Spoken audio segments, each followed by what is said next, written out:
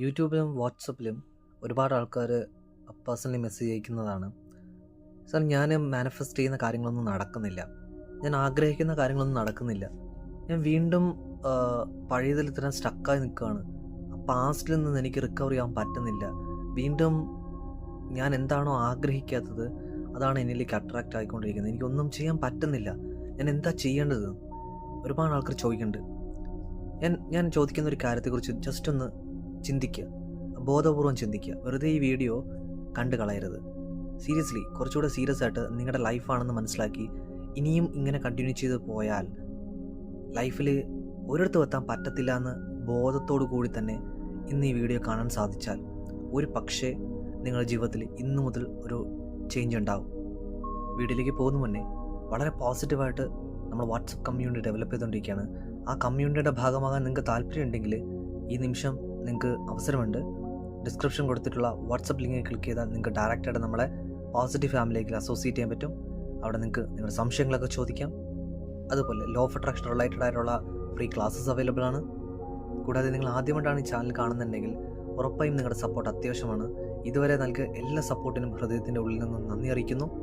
Video ഇഷ്ടപ്പെട്ടാൽ ഉറപ്പായും like ചെയ്യുക, കമൻറ്റ് ചെയ്യുക, സുഹൃത്തുക്കൾക്ക് ഷെയർ ചെയ്ത് കൊടുക്കുക. വീഡിയോയുടെ തുടക്കത്തിൽ പറഞ്ഞതുപോലെ എന്തുകൊണ്ടാണ് ഞാൻ വീണ്ടും പഴയ കാര്യങ്ങൾ തന്നെ അട്രാക്ട് ചെയ്തുകൊണ്ടിരിക്കുന്നു?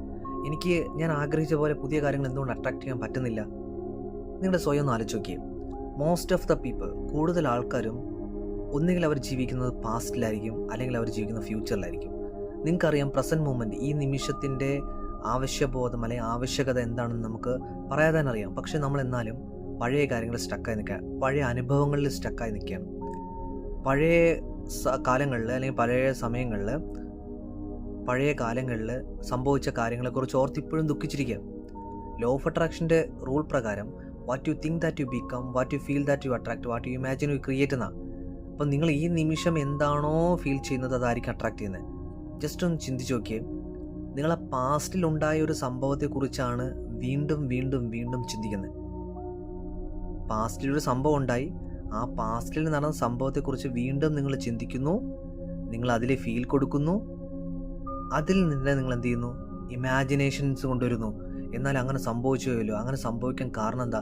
എന്നാലും അവൻ എന്നെ തേച്ചിട്ട് പോയല്ലോ, അല്ലെങ്കിൽ എനിക്കിങ്ങനെ പണത്തിന് നഷ്ടം വന്നല്ലോ, എൻ്റെ ജോലി നഷ്ടപ്പെട്ടല്ലോ.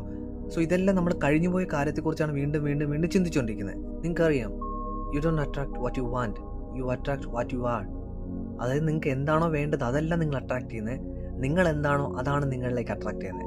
അപ്പം ഞാൻ ചോദിക്കുന്നത്, നിങ്ങൾ പാസ്റ്റിൽ ഉണ്ടായ ഒരു സംഭവത്തെക്കുറിച്ച് ആണ് ഇമാജിനേഷൻ ചെയ്യുന്നതും ഫീലിങ്സ് കൊടുക്കുന്നതും ഒക്കെ ആണെങ്കിൽ അത് മാത്രമല്ല അട്രാക്ട് ചെയ്യുള്ളൂ.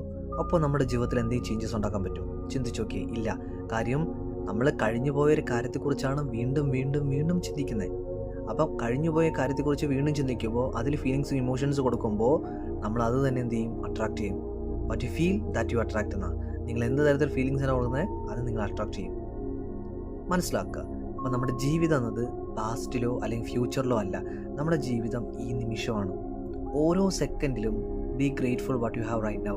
ഈ നിമിഷത്തിൽ നിങ്ങൾക്ക് എന്താണോ ഉള്ളത് അതിൽ പൂർണ്ണമായും ഹാപ്പിനെസ് കണ്ടെത്തി നന്ദിപൂർവ്വം മുന്നോട്ട് പോകാൻ നിങ്ങൾക്ക് സാധിച്ചാൽ നിങ്ങൾ ആഗ്രഹിക്കുന്നത് എന്താണോ അത് തന്നെ നിങ്ങൾക്ക് കിട്ടും.